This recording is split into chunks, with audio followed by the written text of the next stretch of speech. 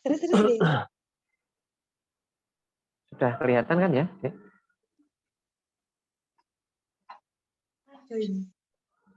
Sudah, Pak.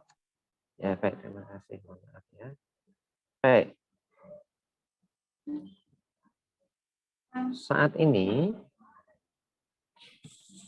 itu anak-anak muda seperti kalian, itu punya pilihan gitu ya. Pilihan setelah lulus mau jadi apa. Dulu saya pernah ceritakan kalau angkatan saya dulu, kelihatan tuh kalau yang bisa lulus cepat itu nanti jadi PNS kayak gitu, di ASN. Sementara yang lulusnya lama, IP-nya tidak bagus, itu nanti karena jadi sulit untuk mencari pekerjaan karena lulusnya lama, IP-nya kurang bagus, akhirnya jadi pengusaha. Itu tahun 2000-an, 90-an, 2000-an. Nah, sekarang terjadi pergeseran ya. Semakin banyak usaha-usaha baru muncul, semakin berkembang, semakin banyak akses internet, media sosial, dan lain-lain, itu menyebabkan semakin banyak orang bisa melihat kesibukan orang lain. Dengan media sosial, saya jadi tahu teman-teman yang sekarang tidak menjadi dosen, tidak menjadi ASN, itu kegiatannya apa.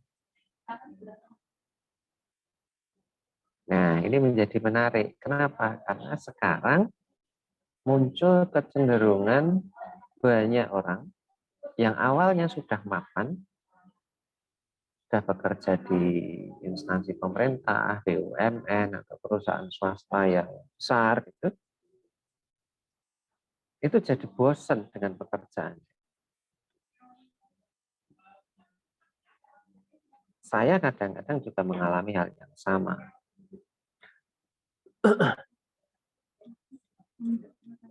Saya baru ngajar. Ditinggal di situ dulu. Mohon maaf. Kadang-kadang saya juga bosan. Kegiatannya dari hari ke hari cuma muter-muter PowerPoint, koreksi proposalnya mahasiswa, koreksi laporan praktikumnya mahasiswa. Kadang-kadang rasa bosan itu ada. Nah, karena sekarang itu kita semakin tahu ya kegiatan orang lain seperti apa. Karena kita jadi membanding-bandingkan. Kita jadi membanding-bandingkan, kemudian kita pengen mencoba sesuatu yang baru.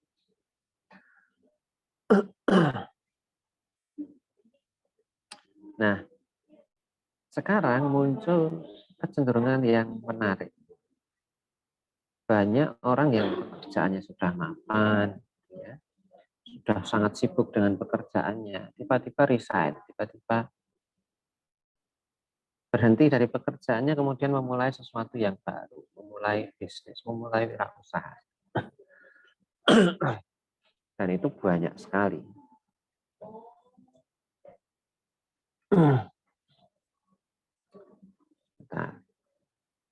Nah, ketika seseorang kemudian memilih menjadi wirausaha, maka dia harus siap. Dia harus siap dengan resiko-resikonya. Dia harus siap dengan hal-hal yang seringkali di luar dugaan, di luar harapan. Karena itu kemudian banyak orang yang sudah mapan, kemudian dia kursus berwirausaha. Dia belajar berwirausaha.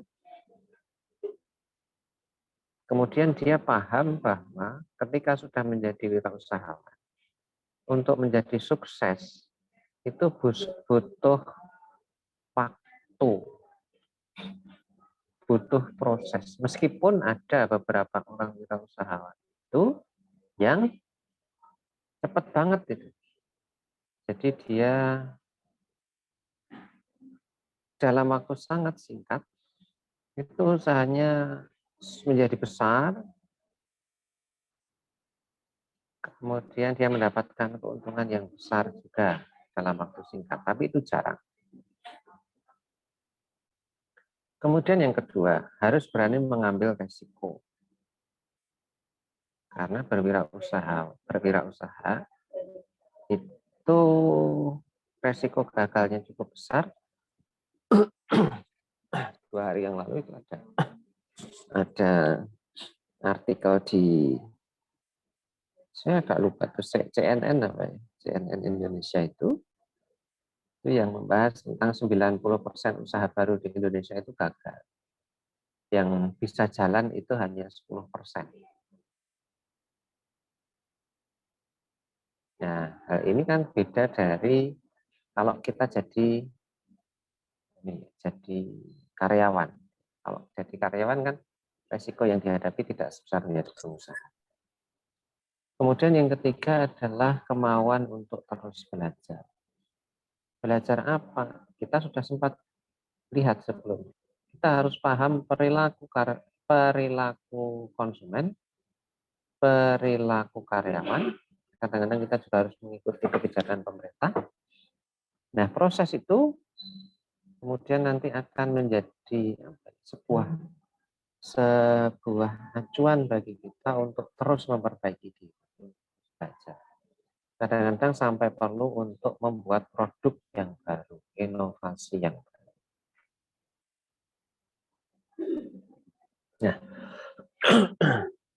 tapi di balik itu semua, menjadi wirausahawan itu jelas kita sempat bahas juga sebelumnya kan. Kita bisa mengembangkan passion kita. Anda jadi pegawai dinas kesehatan, tapi ternyata Anda hobi jahit. Ternyata passion Anda itu bukan di penyuluhan, tapi di menjahit baju misalnya. Nah, dengan menjadi wirausahawan, Anda dapat mengembangkan passion Anda. Dapat menentukan penghasilan sendiri. Memang betul, jadi wirausahawan itu bisa jadi rugi. Tetapi kalau untung, bisa jadi untungnya itu unlimited, tidak terbatas. Kemudian yang berikutnya dapat membuka lapangan pekerjaan, membantu orang lain.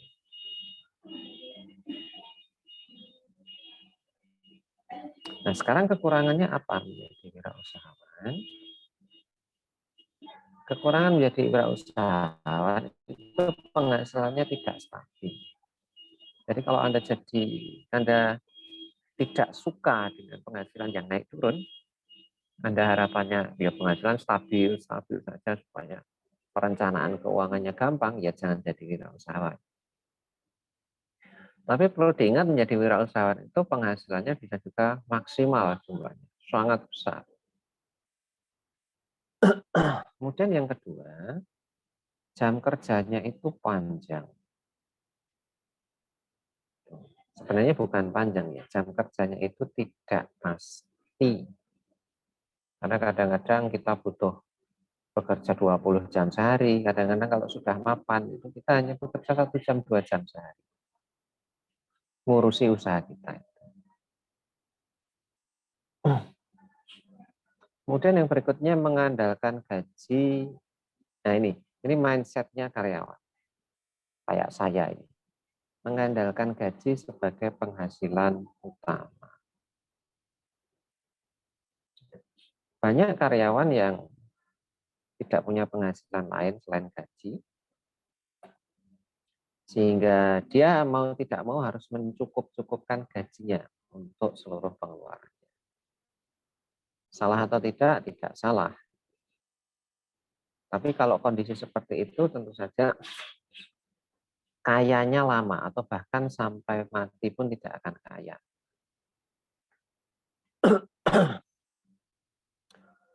Tapi pada karyawan, terutama pada ASN ya, atau di industri yang sudah sangat besar,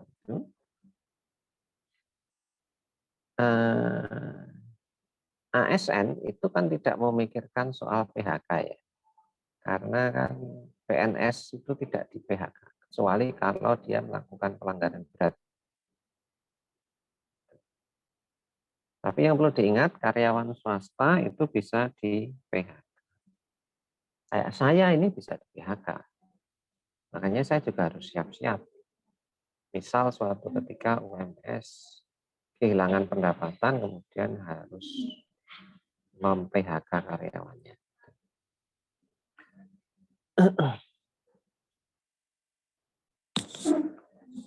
Kemudian kelebihan menjadi karyawan itu penghasilannya tetap, bukan tetap ya, tapi stabil bukan tetap. Ya kalau karirnya naik ya jelas penghasilannya naik. Kalau beban kerjanya bertambah, tentu penghasilannya juga bertambah. Kemudian kekurangannya apa? Kekurangannya itu ada promosi. Kalau ada promosi, ada jenjang karir, berarti ada juga demosi. Bisa jadi seorang karyawan itu suatu ketika dapat jabatan tertentu, tapi suatu ketika dia juga akan bisa turun jadi karyawan biasa. Kemudian jam kerjanya itu tidak bebas. Jam kerja karyawan itu tidak bebas karena ditentukan oleh pemilik usaha kan, atau ditentukan oleh pemerintah.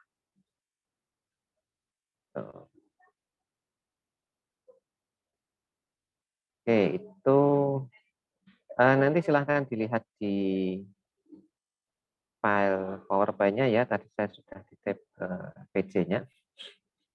Nah, sekarang kalau peluang usaha di bidang kesehatan masyarakat, peluang usaha di bidang kesehatan masyarakat itu banyak sekali. Kita sudah sempat bahas beberapa di antaranya kan.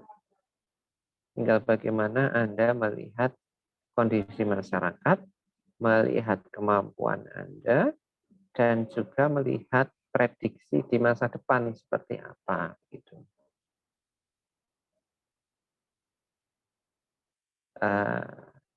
Tapi karena bidang kesehatan masyarakat itu agak sensitif ya, tidak seperti kalau gizi, saya ngajar di gizi, kalau peluang usaha di bidang gizi itu kan kuliner itu banyak sekali jenisnya. Tiap daerah punya kekhasan kuliner sendiri. Tapi kalau kesehatan masyarakat mungkin kalau di Indonesia ya permasalahan yang muncul juga mirip-mirip kan ya antara satu daerah dengan daerah yang lain. Jadi kreativitas kita menyikapi masalah terutama di bidang kesehatan masyarakat itu sangat dituntut. Kalau gizi kan tinggal lihat, oh ada apa nih?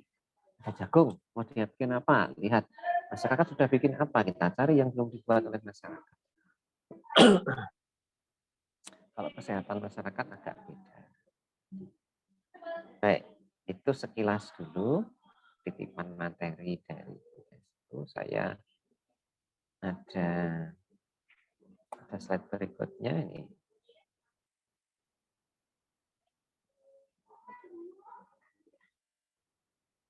Nah, beberapa waktu yang lalu kita sudah, sebentar, saya stop share, saya share screen. Beberapa waktu yang lalu kita sudah mencoba melihat pasar ya. Kita sudah mencoba, saya sudah mencoba melihat Anda pengen apa sih? Dari situ sebenarnya saya sudah tahu pasar di kelas kesehatan masyarakat, kewirausahaan Kesmas B dan C itu arahnya kemana? Dari rencana-rencana kegiatan, rencana-rencana usaha Anda yang dulu itu. Meskipun mungkin beberapa di antaranya tidak terlalu serius ketika mengisi. Baik. Setelah kita mantapnya itu bisa jadi ya, Anda lulus sudah mantap, saya tidak mau jadi ASN, saya tidak mau jadi anak buah, saya mau jadi bos, maka saya akan bikin usaha.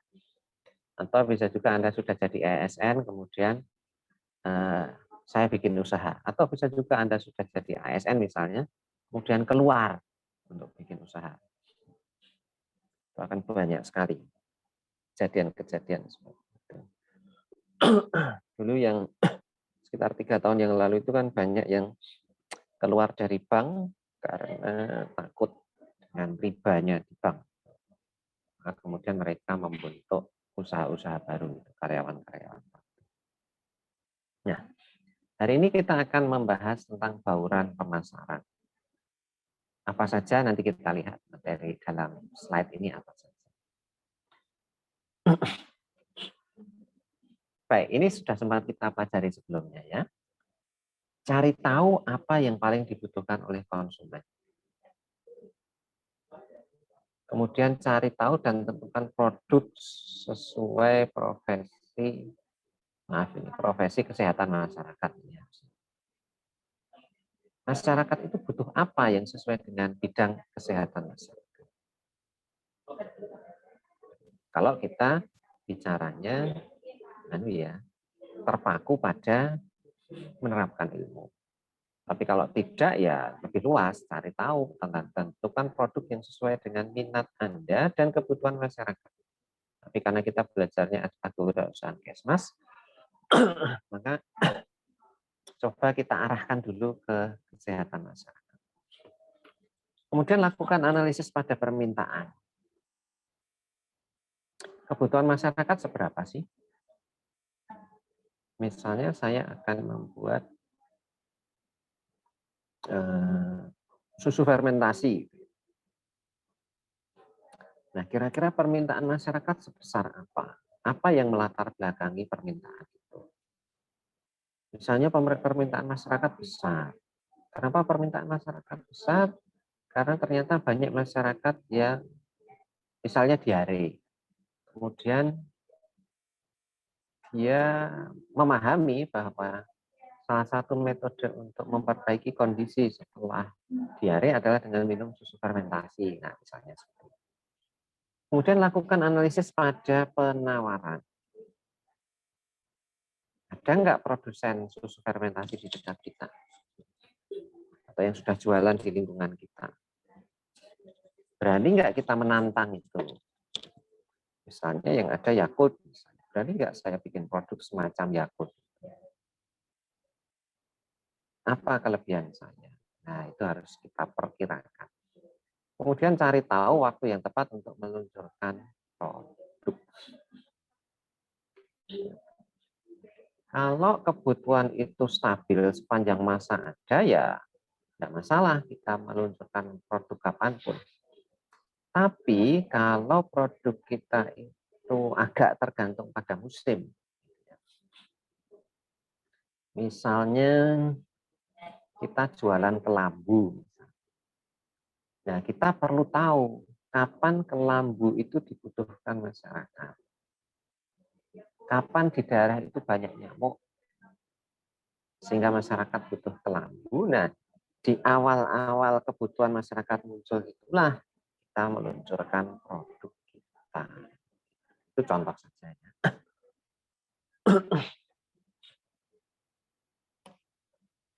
Nah, berikutnya tipe-tipe pasarnya. Ada beberapa tipe pasar. Ada industrial market. Industrial market itu maksudnya pasar kita itu perusahaan-perusahaan. Jadi misalnya misalnya saya jualan bed untuk rumah sakit. Nah itu kan pasarnya kan industri yang lain, maksudnya rumah sakit. Sangat jarang masyarakat umum rumah tangga yang membutuhkan bed seperti bed di rumah sakit. Sehingga saya akan fokus di memasarkan produk saya di rumah sakit misalnya. Kemudian reseller market. Reseller market ini artinya kita jualan ke orang-orang yang akan menjual lagi produk itu. Contohnya banyak kan, kita cari distributor, kita cari pengecer untuk menjual produk kita itu. Kemudian ada juga yang government market. Jadi pasarnya itu pemerintah. Kita tidak menjual produk kita ke industri non pemerintah, kita tidak menjual produk kita ke reseller atau mungkin langsung ke konsumen, tetapi kita jualnya ke pemerintah dan konsumen kita adalah pemerintah. Contohnya apa? Misalnya alat-alat kebutuhan TNI atau Polri. Nah, yang seperti itu kan kita nggak jualan ke masyarakat umum. Kemudian di luar yang tiga ini tentu saja ada market yang sifatnya umum. Kita bisa jual kemana saja. Misalnya saya bikin produk buku tulis. Nah, buku tulis atau kertas misalnya itu bisa kita jual ke industri, kita bisa jual ke reseller, kita bisa jual ke pemerintah, kita juga bisa jual ke masyarakat. Kertas misalnya seperti itu. Nah, ini nanti apakah pasar umum, pasar industri, pasar reseller, atau pasar pemerintah, itu nanti akan menentukan strategi kita mempromosikan produk. Kemudian ada lagi istilah strategi pasar tunggal.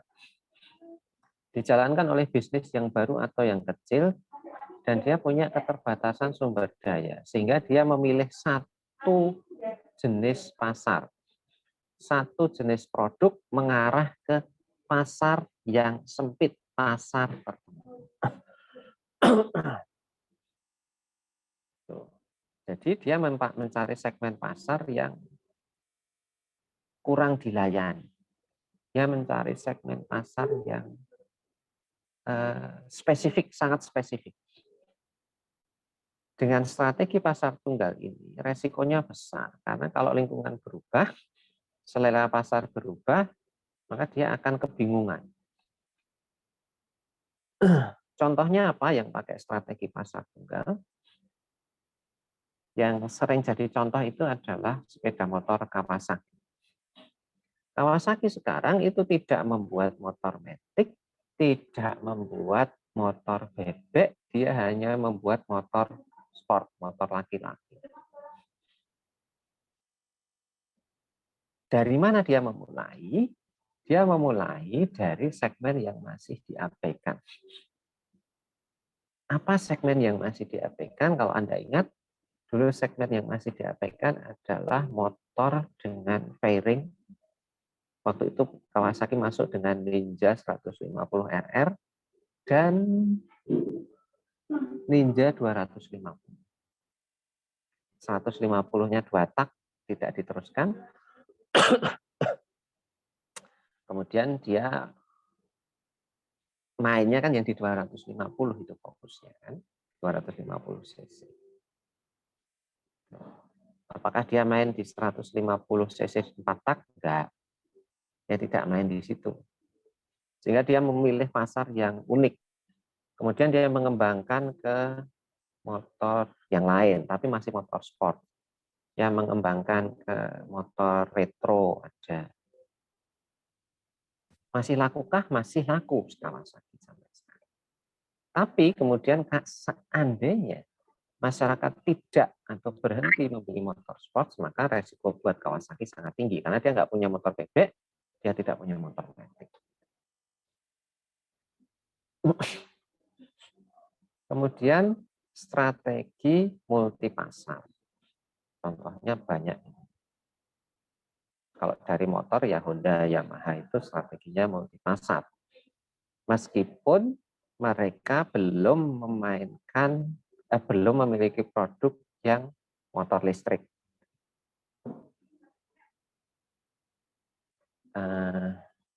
Jadi strategi multipasar ini dia tidak hanya beroperasi dalam satu pasar, tetapi beberapa pasar atau beberapa segmen. Contohnya Honda, Yamaha itu kan ada motor sports, ada motor bebek, ada motor matic. Nah, mereka akan mempertimbangkan dengan teliti, matang, dan hati-hati setiap segmen pasar mana yang akan dilayani. Karena sekarang motor bebek tidak laku, maka kemudian tipe motor bebeknya Yamaha dan Honda itu akan semakin pelan-pelan dikurangi. Honda itu kayaknya tinggal Supra kayak sekarang ini masih. Nah, poin keempat ini menarik, menghindari konfrontasi dengan perusahaan yang melayani setiap segmen pasar. Cuma saya agak sulit ini mencari contohnya. Jadi strategi multi pasar itu nanti mereka akan hati-hati ketika berhadapan dengan perusahaan yang melayani semua segmen.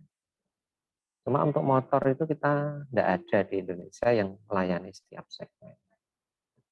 Honda, Yamaha itu belum melayani yang segmen motor listrik, makanya saya tidak menyebut mereka melayani setiap segmen. Gitu. Kemudian strategi pasar keseluruhan. Ini menjual produk-produk yang terdiferensiasi, segmennya banyak, berbeda-beda, kemudian kombinasi berbeda-beda terhadap produk, promosinya beda-beda, harganya beda-beda, strategi distribusinya beda-beda, komitmen manajemennya luar biasa, sehingga mereka betul-betul mengejar semuanya. Tapi ini harus didukung dengan keuangan yang sangat kuat. Agak sulit juga mencari yang ini, tapi yang ada di bayangan saya adalah itu Nestle, tapi beberapa tahun yang lalu.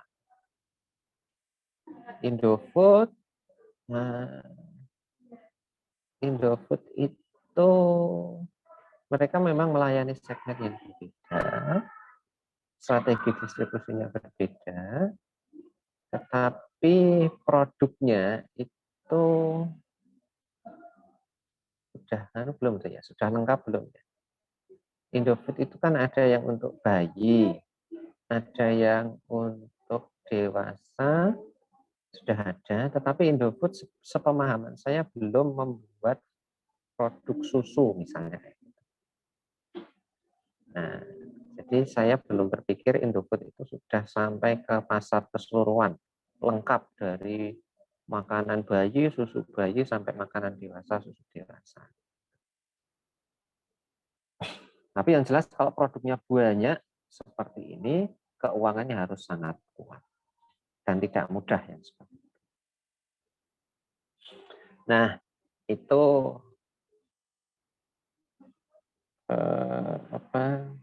jenis-jenis perusahaan ya ketika memilih segmen. Nah, sekarang ini yang sangat penting Anda perhatikan kalau Anda akan memulai sebuah usaha. Yang pertama, kenalilah pelanggan atau konsumen Anda. Anda pengen nyasar konsumen yang mana? Anak-anak, remaja, dewasa, laki-laki, perempuan. Nah, kenali itu dulu. Kemudian layani dengan sangat baik. Itu penting untuk meningkatkan penjualan kita. Yang kedua, pilihlah lokasi yang strategis. Kita cari lokasi yang menurut kita itu memberikan keuntungan yang besar. Lokasi yang strategis itu pilihannya ada 3. Mohon maaf ini saya tidak menuliskan di PowerPoint. Ini tambahan dari saya.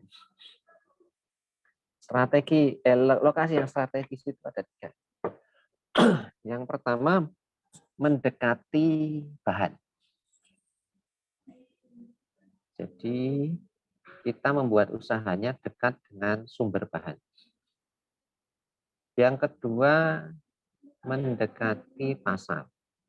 Jadi kita membuat perusahaan itu di dekat pasar. Kalau industri makanan, kuliner, itu harus dekat pasar. Kecuali kalau kita bisa menciptakan produk yang awet. Itu dekat dengan bahan, tidak masalah. Kemudian yang ketiga, itu di antara pasar dengan bahan. Contoh yang dekat dengan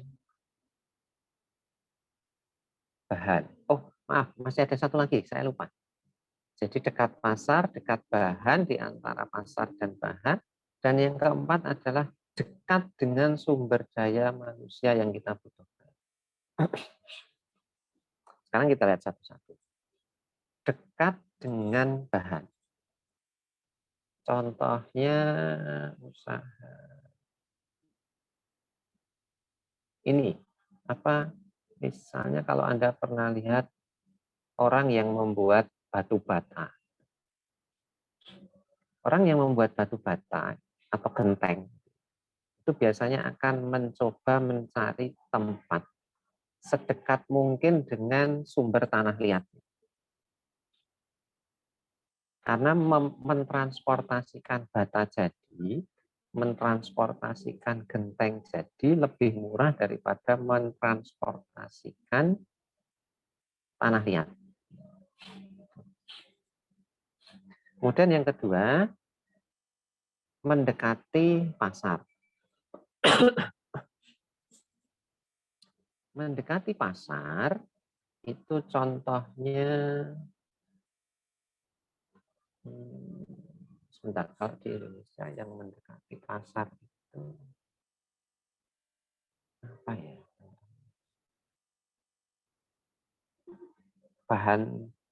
Bahan-bahan kayak besi itu, besi atau produk-produk tambang kayak tembaga. Penambang besi, penambang tembaga itu umumnya mencari lokasi yang dekat dengan pasar, bukan dekat dengan tambang. Alasannya apa? Nah, ini yang saya belum paham. Mungkin karena kalau tambangnya itu kan ada di daerah-daerah yang pelosok ya. Sementara untuk membersihkan besi, membersihkan biji besi atau tembaga menjadi batangan baja atau tembaga, itu kan butuh energi yang besar, butuh listrik yang besar, sehingga mereka lebih cenderung mencari dekat dengan pasar. Kemudian yang di tengah-tengah itu banyak, kemudian yang dekat mencari yang sumber daya manusianya. Ini biasanya usaha-usaha kerajinan. Contohnya ukir Jepara. Sepemahaman saya, Jepara itu sekarang sudah bukan penghasil kayu jati, sehingga kalau ada pengusaha mau bikin usaha mebel kayu jati, itu dia harus mencari kayu jati dari Blora, dari Jawa Timur, dibawa ke Jepara, diolah, kemudian hasilnya dibawa ke kota-kota besar di Indonesia. Itu lebih murah daripada memindah pengukir kayu dari Jepara ke dekat dengan bahan, atau mengangkat, memindahkan pengukir kayu dari Jepara ke Jakarta. Nah, itu contoh yang mencari sumber daya manusianya. Nah, strategis itu seperti apa? Ya, strategis itu tergantung pada jenis usaha Anda. Yang ketiga, menggunakan internet marketing. Sudah tren kan sekarang, pemasarannya pakai internet. Kemudian, internet marketing itu kan banyak. Ada Shopee, Bukalapak, dan lain-lain, itu marketplace. Ada media sosial, Facebook,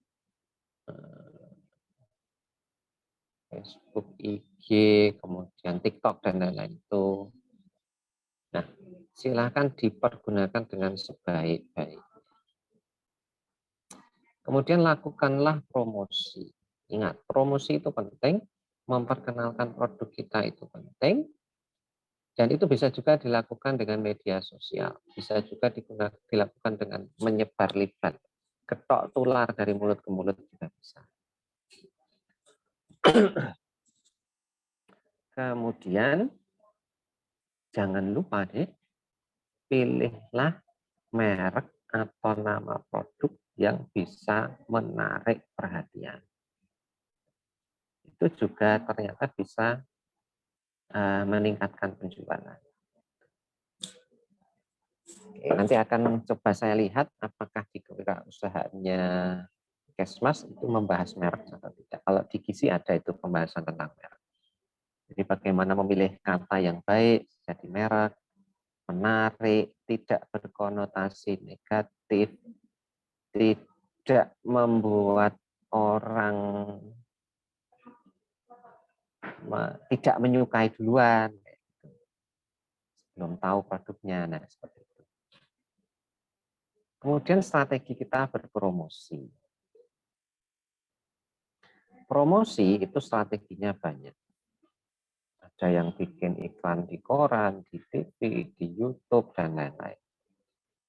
Tapi yang penting, itu ada beberapa poin yang perlu kita lakukan sebelum kita memilih metode strategi itu. Kita memilih cara untuk berpromosi. Yang pertama adalah kenali targetnya. Target pasar kita siapa? Kalau target pasar kita anak muda, kita perlu tahu sekarang perilaku anak muda saat ini seperti apa. Ada kecenderungan menarik bahwa sekarang saat ini anak-anak muda itu sudah tidak menonton TV atau mengurangi menonton TV. Sehingga kalau sasaran kita anak-anak muda usia 20 sampai 30 tahun misalnya, maka strategi iklan di TV perlu dipikirkan dengan matang. Jadi kita paham dulu target pasar kita. Kalau anak-anak muda 20, ya mungkin 15 tahun sampai 30 tahun, mungkin lebih cocok iklannya di YouTube daripada di TV. Kemudian yang kedua, buatlah peta konsep untuk pemasaran. Jadi kita perlu membuat alternatif, dibikin hubungannya garis-garis panah-panah gitu ya. Pemasaran seperti apa yang akan kita lakukan? Media mana yang akan kita pakai? Nah, itu juga perlu dipikirkan. Kemudian nanti kita akan bisa memilih, oh ternyata ketika targetnya ini, medianya ini, iklannya seperti ini, nah itu nanti bisa kita buat petanya. Kayak seperti konsep map ketika Anda memetakan masalah. Kemudian yang ketiga masuk komunitas bisnis. Misalnya memperluas relasi sesama pebisnis. Kemudian misalnya kita masuk di grup WA, grup Telegram, atau komunitas di Facebook gitu ya, yang sama-sama memiliki jenis bisnis yang sama atau minat yang sama. Nah, itu nanti kita akan juga bisa memahami, oh ternyata teman-teman saya di grup itu seperti ini. Maka saya bisa membuat strategi yang baik. Kemudian gunakan media sosial, kita sudah bahas tadi sedikit ya. Berikutnya, lakukan endorsement. Tapi hati-hati endorsement dengan public figure.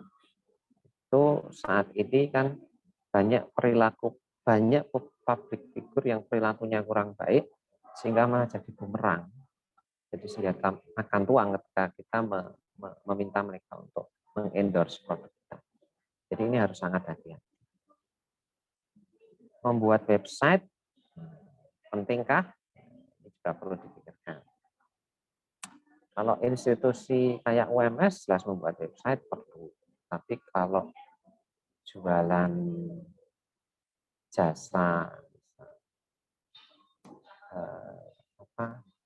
Anda membuat jasa misalnya desain iklan kayak gitu, mungkin tidak perlu membuat website, tetapi membuat akun IG, akun Facebook yang kira-kira bisa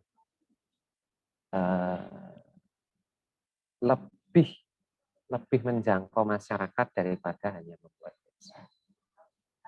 Kemudian bisa membuat video promosi. Nah, ini bisa diupload di YouTube, dan sekarang muncul kecenderungan menarik.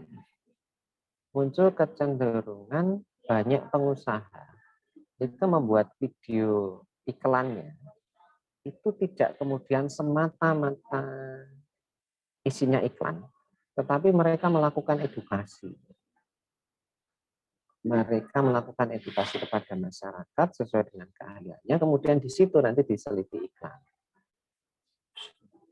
Banyak yang seperti itu, dan Anda juga bisa lihat banyak contoh di YouTube. Kemudian berikan diskon khusus pada waktu tertentu. Ini kan sekarang yang banyak ditunggu itu kan 10-10, 11-11, kayak gitu. Nah, itu bisa kita manfaatkan. Kemudian lakukan giveaway. Jadi promosi bentuknya membagikan produk kita. Nah, kemudian nanti kita bisa membagikan produk sekalian membagikan leaflet, brosur. Kemudian yang terakhir gunakan marketplace. Ya, ini jelas. Saya yakin mungkin Anda juga beberapa di antara Anda mungkin juga pernah menggunakan marketplace untuk berjualan sesuatu. Marketplace itu ada banyak sekali ya sekarang. Kemarin yang saya agak kaget itu ketika membaca berita Shopee mem-PHK karyawan. Cuma memang belum jelas sih alasan PHK-nya seperti apa. Tapi kalau PHK ya berarti Shopee sedang ada masalah.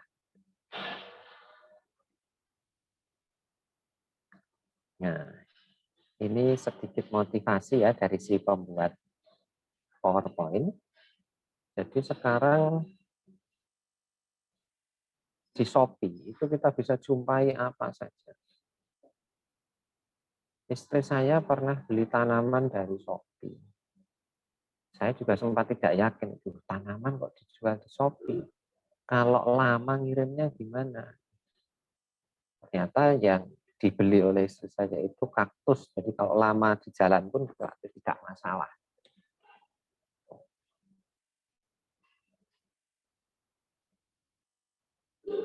Kemudian, ini contoh juga yang lain ya. Jadi kalau Anda memang berniat mengiklankan produk Anda di marketplace, ya buatlah tampilan semenarik mungkin. Kalau mau pakai foto, ya fotonya harus menarik.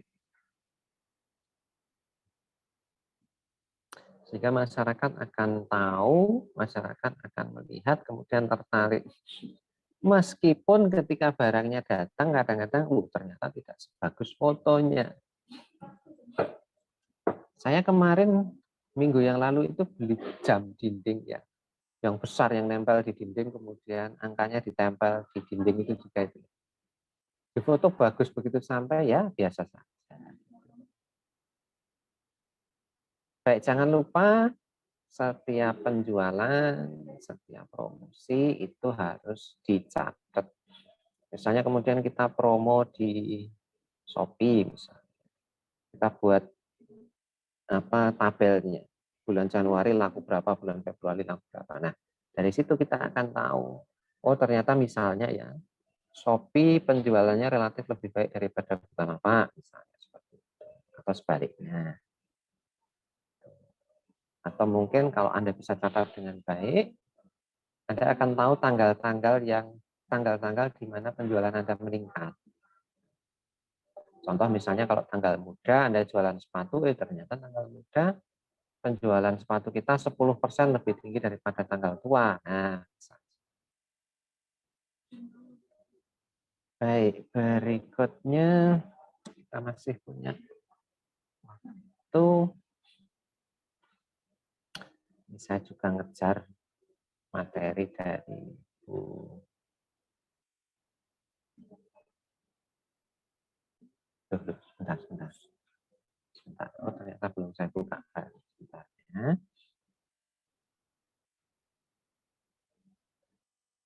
Nah, ini.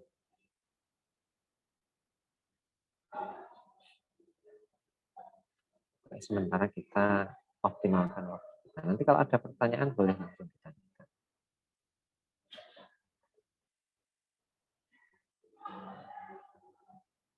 Ada yang mau tanya? Ya, baik, saya buka filenya dulu. Saya lupa nggak buka filenya tadi. Tunggu dulu.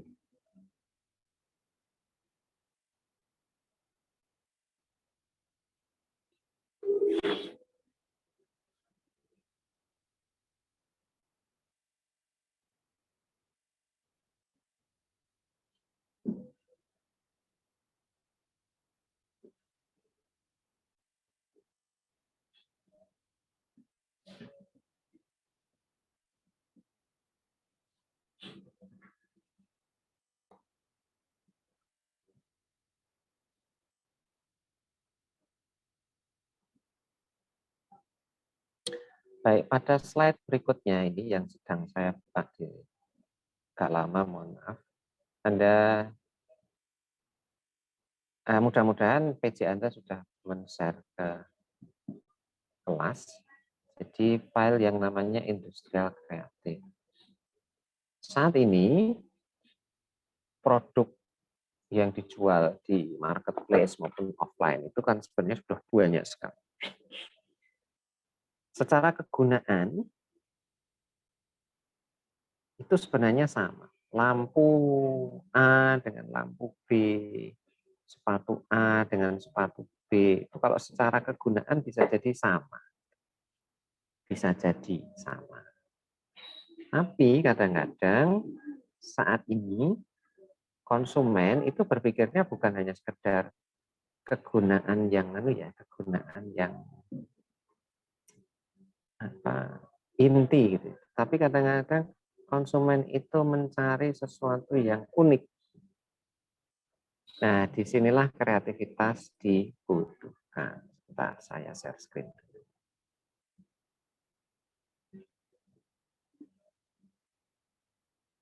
Bentar ya. Baru buka. Nah, mudah-mudahan sudah terlihat. Sudah, Pak. Ya, slideshow dulu sebentar. Nah, yang ada di layar itu kan contoh lampu ya, lampu meja biasa. Terbuat dari besi, pipa besi. Itu fungsinya sama dengan lampu meja yang ada di kamar Anda. Tapi si pembuat lampu ini dengan sangat kreatif bisa menciptakan sesuatu yang unik. Kadang-kadang keunikan itulah yang dia jual. Keunikan itulah yang dia jual. Kalau kita bicara sepatu, sepatu itu fungsinya sama. Di mana-mana sepatu itu fungsinya sama. Tapi sekarang, anak-anak muda terutama, itu mencari sepatu yang unik, yang beda dari yang lain. Karena itulah kemudian muncul sepatu-sepatu yang berwarna-warni. Kemarin anak saya juga gitu. Mau beli sepatu, nggak ada yang cocok di toko, akhirnya dia nyari di marketplace. Yang dia beli itu sepatu yang warna-warni. Ya, tapi mungkin memang anak muda seperti itu ya. Keinginannya seperti itu. Baik, industri kreatif. Industri kreatif adalah jenis usaha yang mengandalkan kreativitas sebagai senjata utama. Senjata utama untuk menarik perhatian konsumen. Nah, kreativitas itu bisa terkait dengan fungsi, jadi fungsinya juga baru, atau bisa juga kreativitas itu hanya terkait dengan tampilan. Fungsinya tetap, tapi tampilannya berubah. Nah, industri kreatif itu unsur utamanya adalah kreativitas, keahlian, dan talenta yang berpotensi meningkatkan kesejahteraan melalui penawaran kreasi intelektual. Saya lihat sekarang adik-adik mahasiswa itu ketika membuat publikasi kegiatan itu sudah bagus sekali. Dengan Canva itu saja sudah kreasi yang bisa dibuat sudah banyak sekali. Beda dengan ketika dulu saya jadi mahasiswa. Kalau mau bikin kegiatan, itu ya paling ngandalke Corel. Itu pun terbatas kemampuan saya. Kemudian setelah itu di print, setelah itu difotokopi, kemudian lembaran fotokopiannya itu yang disebar. Seperti itu. Kalau sekarang kan kita bikin pakai Canva, kita sebar lewat WA, grup WA itu kan sampai di sasaran kita itu kan filenya ya masih bagus, warnanya masih kelihatan dan lain-lain. Kalau dulu zaman saya kalau di copy ya sudah awalnya berwarna jadi hitam putih. Nah, itu bentuk kreativitas.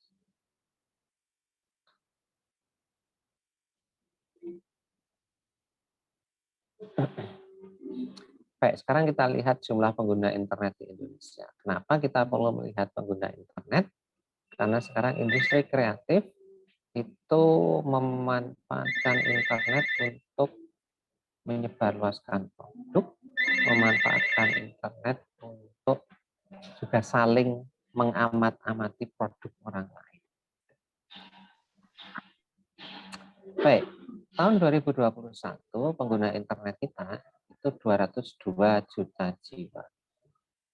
Tapi mohon maaf saya tidak tahu apakah bagaimana caranya melakukan survei ini ya. Kemudian 98,5% itu menonton video online, YouTube dan lain-lain. Saat ini terdapat lebih dari 8,2 juta jumlah usaha kreatif di Indonesia. Didominasi oleh usaha kuliner. Kuliner itu yang dijual kadang-kadang sama.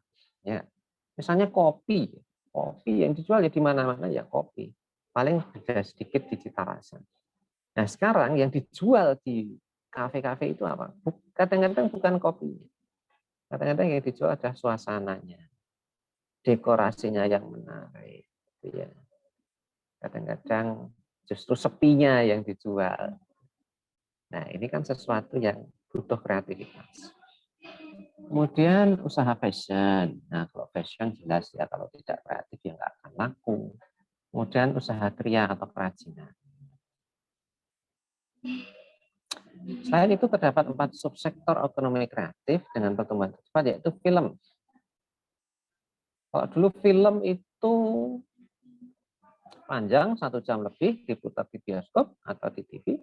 Kalau sekarang film itu tidak harus panjang. 3 menit, 4 menit juga sudah bisa jadi film. Kita bisa lihat banyak sekali film-film pendek di YouTube. Di TV juga begitu. Ya, episodenya dibuat pendek. Animasi dan video, seni pertunjukan, dan desain komunikasi visual. Nah ini, tahun 2019, subsektor ekonomi kreatif menyumbangkan 7,3% total PDB nasional, nilainya 1.000 triliun lebih, 15,2% tenaga kerja, dan 11,9% ekspor. Kan luar biasa ya. Mulai dari kuliner, fashion, kerajinan, video, seni pertunjukan, dan lain-lain.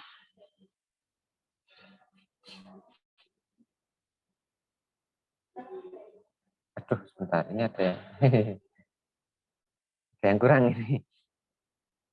Poin penting industri kreatif. Apa saja contoh industri kreatif? Nih. Yang dimasukkan dalam industri kreatif itu tahun 2008, aturannya sudah lama, ini saya belum bisa menemukan yang lebih baru. Itu ada 11 bidang.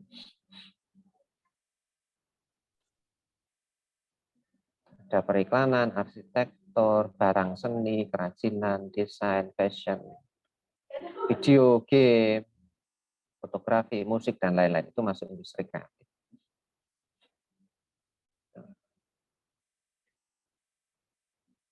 Sebentar. Oh iya, ada kuliner dan lain-lain. Ini contohnya. Contoh atas ini, yang dijual itu bisa jadi hasil krianya ini, hasil kerajinan. Tapi ini juga bisa dikombinasikan kemudian misalnya dengan menjual kuliner tertentu. Dulu di Bali itu yang memulai usaha-usaha seperti ini ya. Jadi warung atau kafe, kemudian di situ mereka juga menjual industri hasil kerajinan. Nah, sekarang model seperti itu banyak di mana.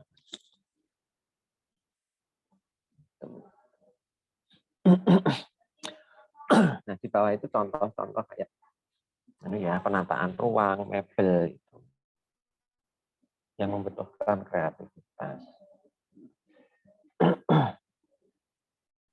Berikutnya, kenalilah kelebihan dan kekurangan produk kreatif Anda. Kita perlu mencari ide yang brilian dengan melihat kelebihan dan kekurangan kita sendiri. Sehingga kita akan bisa menawarkan sesuatu yang menarik bagi konsumen kita.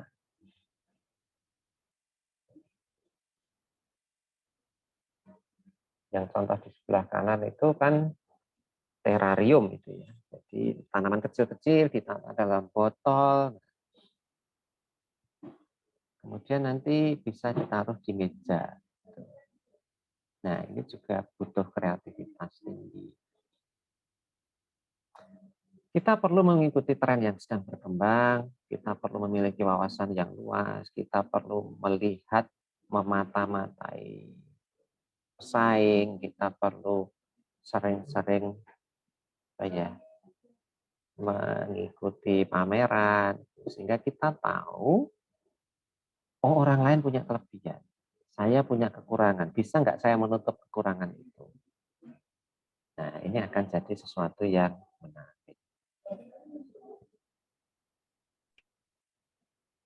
Kreatif mencari peluang. Kita sempat bahas kan ya, oh mencari peluang itu caranya begitu.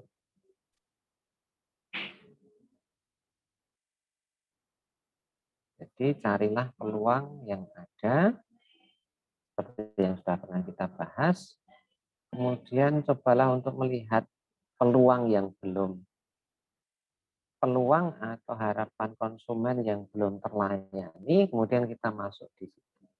Atau kalau bisa kita malah justru memprediksi harapan konsumen itu seperti itu.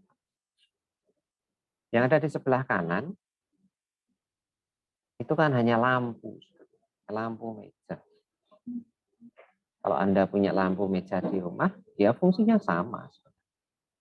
Tapi si pembuat lampu itu berhasil memanfaatkan kayu bekas menjadi sebuah dudukan lampu yang tampil unik dan tidak ada duanya. Kalau kita membuat dari besi dudukan lampunya, mungkin banyak yang sama. Tapi kalau dari kayu seperti itu kan tidak mungkin ada yang sama. Nah, ini contoh kreatif, memodifikasi apa yang sudah ada dengan sesuatu yang terbuang. Wah, itu bagus sekali. Kita bisa memanfaatkan sampah, kita bisa membuat atau memodifikasi produk yang sudah ada. Berikutnya inovatif. Kita juga sudah sempat belajar ya, inovatif itu apa. Kita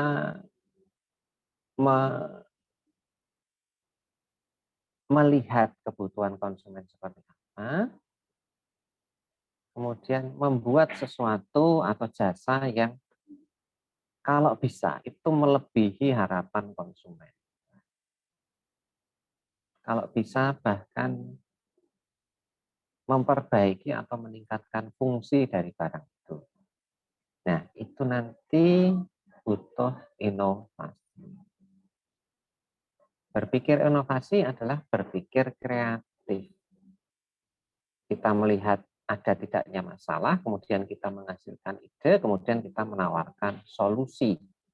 Kalau bisa, solusi kita itu melampaui keberadaan masalah. Nah, yang seperti itu betul-betul inovatif. Ada masalah, misalnya, oh ternyata masih banyak masyarakat yang membuang botol plastik tanpa termanfaatkan. Nah, bisa nggak kita berinovasi dari produk botol plastik tersebut?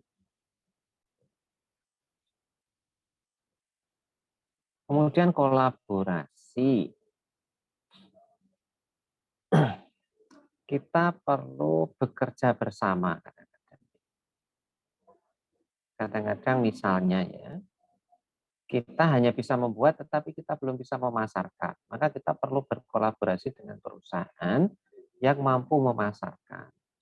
Kita bisa bikin hiasan atau kerajinan, tetapi kita nggak tahu pasar di luar negeri ya. Berarti kita harus bekerja sama dulu dengan perusahaan yang paham dengan pasar, paham dengan bagaimana menjual produk di luar negeri. Seperti itu. Itu namanya kolaborasi. Atau bisa juga kolaborasi itu kita punya modal, orang lain punya keterampilan, kemudian bekerja bersama. Itu juga bisa disebut sebagai kolaborasi.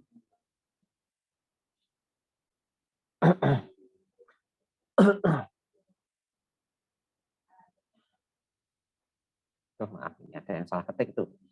Kunci berbisnis. Ini saya dapatkan dari materi ini ya, Wirausaha Merdeka. Ada enggak yang ikut? Kalau ada, mungkin pernah lihat ini juga, slide ini juga. Kunci berbisnis. Yang pertama niat. Niat kita harus kuat. Kalau hanya sekedar iseng-iseng, nggak akan sukses. Kecuali memang ada beberapa orang yang iseng kemudian sukses. Jarang sekali. Kemudian usahanya harus sungguh-sungguh. Pahami aturan, pahami kondisi, pahami pasar, sehingga kita tahu metode apa yang harus kita lakukan. Kemudian berikutnya tawakal. Setelah berusaha sebaik-baiknya, ya banyak-banyaklah berdoa. Kemudian kita harus siap dengan semua resiko. Tidak banyak usaha yang sekali jalan sukses. Makanya kita juga perlu mempersiapkan mental ketika ternyata usaha kita gagal. Kemudian yang berikutnya sabar. Tidak emosional, kemudian mampu menahan diri gitu ya. Contohnya begini, di Indonesia itu saya ingat bertahun-tahun yang lalu dosen saya pernah ngajari begini.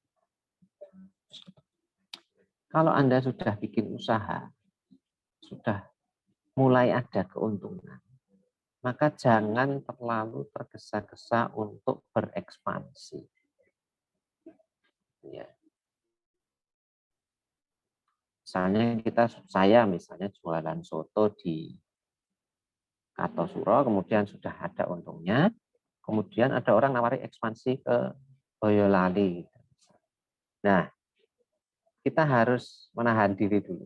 Kita perlu mempertimbangkan dengan sangat hati-hati apakah memang sudah waktunya atau sudah perlu kita melakukan ekspansi ke lokasi yang lain. Nah, itu contoh. Jadi kita memang harus sabar, jangan tergesa-gesa.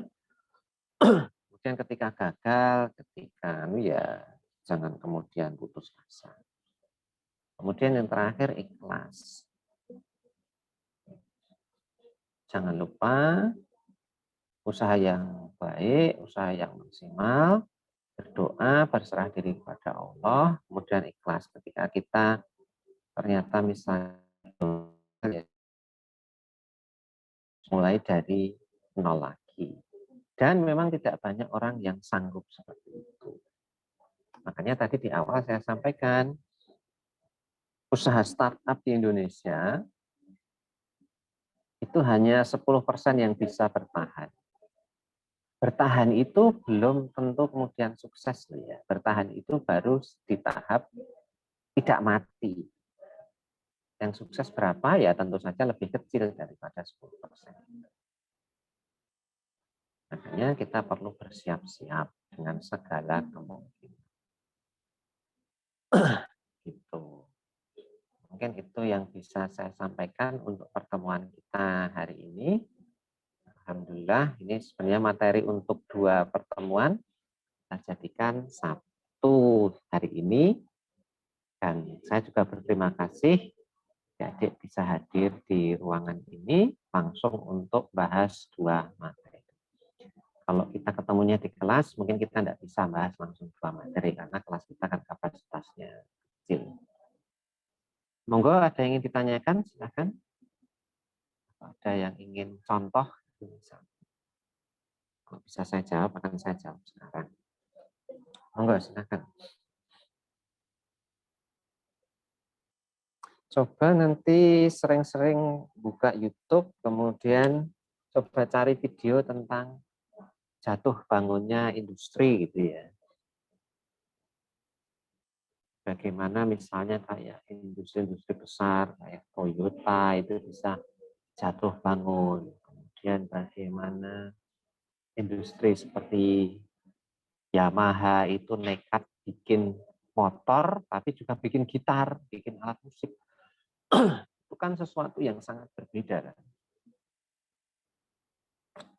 Kenapa Yamaha itu lambangnya itu 3 garpu tala? Kabarnya itu karena usahanya itu ada 3. 1 sepeda motor, 2 kapal, 3 alat musik. Sepeda motor dengan kapal mungkin tidak terlalu jauh ya, sama-sama transportasi. Tapi yang alat musik itu kan sesuatu yang sangat berbeda. Kok berani mereka sampai seperti itu? Nah, Anda bisa baca-baca yang seperti itu supaya pengetahuan Anda lebih banyak. Monggo, ada yang ditanyakan nggak?